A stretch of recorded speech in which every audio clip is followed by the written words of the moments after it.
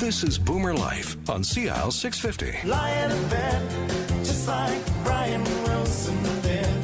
When I'm lying in bed, just like Brian Wilson did.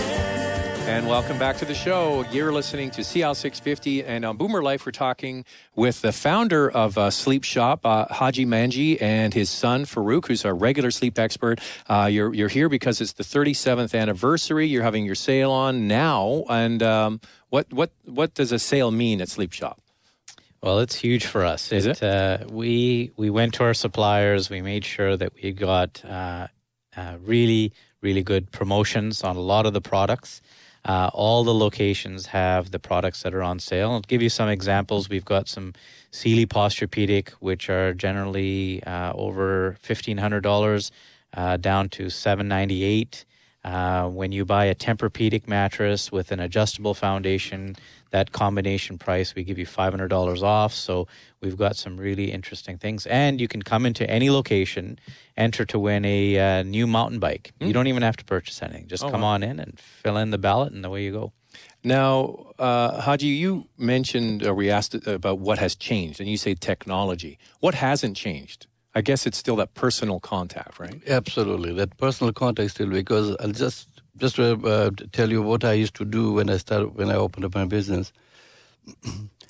Me and my dad, we used to work, like we opened up a store at 9 o'clock in the morning, work till 6 o'clock in the evening, and then after 6 o'clock, me and my dad, we used to put all our mattresses, whatever was sold, to be delivered. Mm-hmm.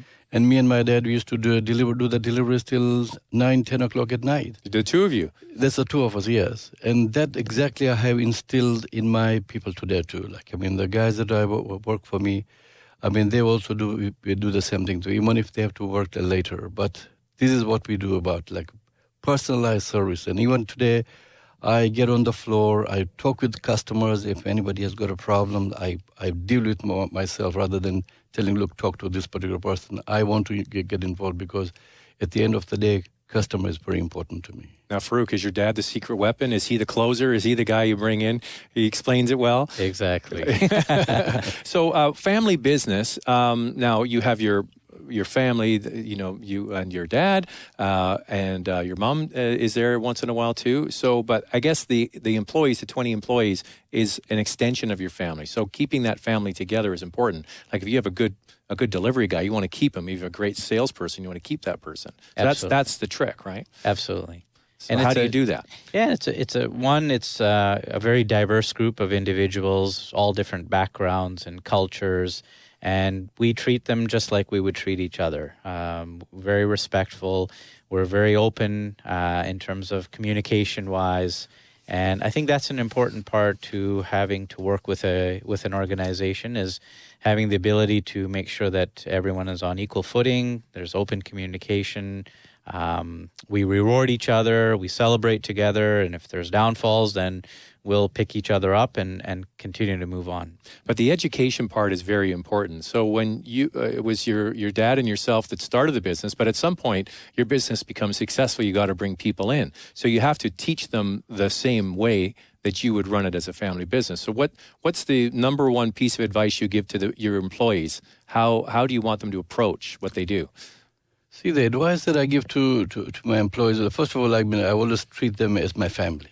Because I always tell them they are family, because they are the ones who have made me successful. So without them, I would not be where I am today. Secondly, I would never ask any of my employee to do something that I would not do. So if I have to go and sweep the warehouse, I go and sweep the warehouse. And then they see me. Now, I still do that. So I still work in the warehouse. I still work on the delivery truck. I can help them to load sometimes. Because that's my passion. That's what I enjoy. So I never do anything, or I wouldn't ask them anything to do which I would not do myself.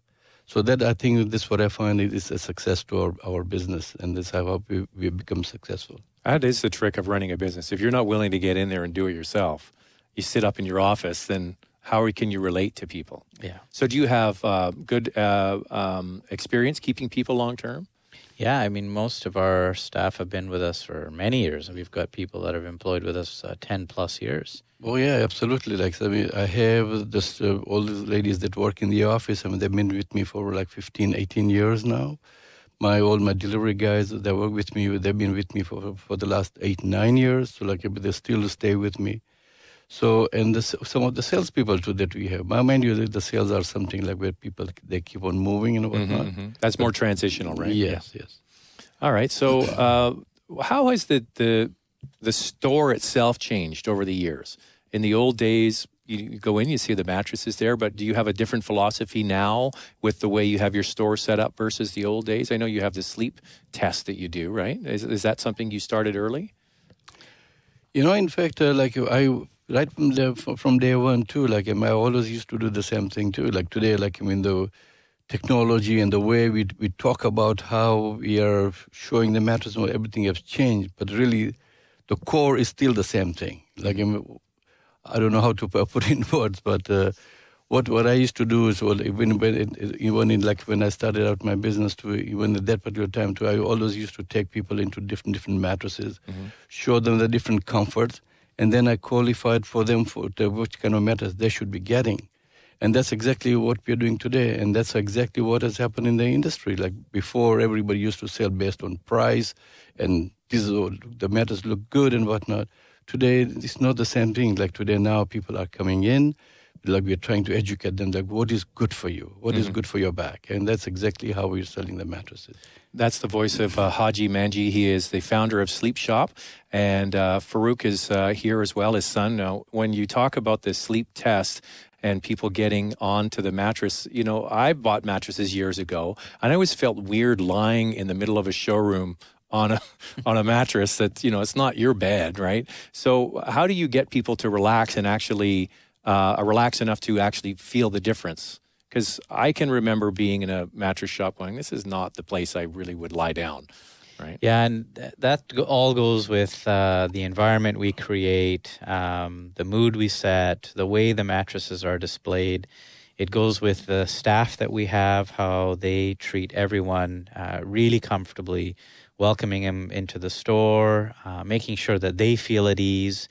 And with all the mattresses, we don't mind how you're dressed. We make it comfortable. You just lay down on the mattress and basically test them all out. So through that interaction, through the store environment, etc., generally you see people are pretty comfortable. And how long do you think somebody should be on a mattress to know whether it's right for them in the store? Is it 5 minutes, 10 minutes? Sometimes so some people will just, like customer would come in and they will just sit on a mattress and say, oh no, this is too firm or this is too soft. But I think normally like one has to really take time, lie down on the mattress, see how it feels, try it on the side, try it on your back and see how it conforms to your body. Rather than just sitting there for like 2 minutes and saying, oh, this is too firm or too soft and this is not the right one. So that's the way we try to educate them to look, take your time, stay here. And we always, every time that we get a customer when he's trying a mattress, we always walk away. We just tell them, look, make yourself comfortable, lie down on the mattress, see how it feels to you, then you decide. Have you seen trends in the perceptions of people? Was there a time when everybody was like, oh, I got to have a firm mattress? And then it went to a wave, everybody, I want a soft mattress. Well, we used to sell water beds. I don't know anybody has a water bed anymore. Water pillows, I've heard of those. So have you seen those trends? Too firm, too soft over the years? There's a misconception, and we've talked about this before, that the mattresses, people often assume that the firmer the mattress, the better for their back or better for their body. And probably in the early 2000 period to the mid 2000s, as we said, a lot of mattress companies were going after the consumer's appeal. So they were making these mattresses really thick, big, thick pillow tops. They were feeling nice and soft and cozy. And now what we're seeing is the havoc of that. These mattresses, they're coming back. They're big hollows in them. Yeah, because that compresses, right? It's just like your shoes. They stretch out. The mattress compresses. Exactly. So that feels good initially. So now what's happening is more and more manufacturers are recognizing that they need to make these mattresses with little to no pillow tops at all. So the original mattresses didn't have pillow tops, which are now, they're called tight tops. Those are more and more, you can see more of those represented on the floor now. Well, you used to have all the quilting, right? Everything was quilted back in the day. I remember that. And that's sort of fading away. So that's what you're talking about, what the change that you're seeing. I'm just saying we've done a full circle now. Mm-hmm. Before, when I opened up the business, like in 1979, everything was tight top, hardly any pillow top. Like we had very few pillow tops. And then, as you said, as the years went by, the pillow tops became thicker and more comfort layers and whatnot, and the issue became like body impressions, but like showing a lot of body impression. Now the manufacturers have realized, like we've just done a cycle, the whole turn whereby we're going back again into the old way of making mattresses of tight tops. And same with pillows. I mean, what did you have as a pillow in 1979? Foam or feathers was pretty much it, right? Absolutely. Yeah. And so now you've got everything. We talked, there's water pillows now. There's the memory foam pillow. I love it. We've talked many times, Farouk and I, about how I love my Tempur-Pedic pillow. I wish I could travel with it. It's too. I do carry on, so I would look funny on the plane with it under my arm. But maybe I'll get there. So what did you have back in '79 for pillows? 79 pillows, like at that particular time, like your polyester pillows, like those were quite popular. Then of course your down pillows. Yeah. Down in feather, but like nothing like this memory foam pillows and the latex. I mean, very little bit of latex, but mostly like your polyester pillows and your down in feathers, and that was the main thing. And what do you have now, Farouk? Oh, now so you still have the down and feather pillows. You've got gel fiber pillows. You've got all wool pillows, memory foam pillows. You've got latex pillows, and then there's pillows now that combine the latex and the memory foam together. Then you've got gel pillows. So there's a variety of different pillows out there. And really they're designed to address the different needs of people. People who sleep on their back, stomach, or side. Some people who sleep too hot or sleep too cold. So, all the manufacturers are trying to address the needs that will help people sleep better. Well, I travel a lot, and I'm never in a hotel where the pillow is just right. It's too high, it's too low. Feather pillows have no support. They all just end up being like shallow thin at the halfway through the night. So, yeah, I think the pillow is almost as important as the bed. It's the bed for your head. And on that, we'll take a quick break. We're speaking with Haji Manji, the founder and president of SleepShop, and his son, Farouk Manji, the sleep expert, on hand for BoomerLife. And we'll continue the conversation, find out more about the new technology, new natural beds, the way the industry is going today, 37 years after they started in 1979. Next on CL 650. Celebrating the baby boomer lifestyle. This is Boomer Life on CL 650.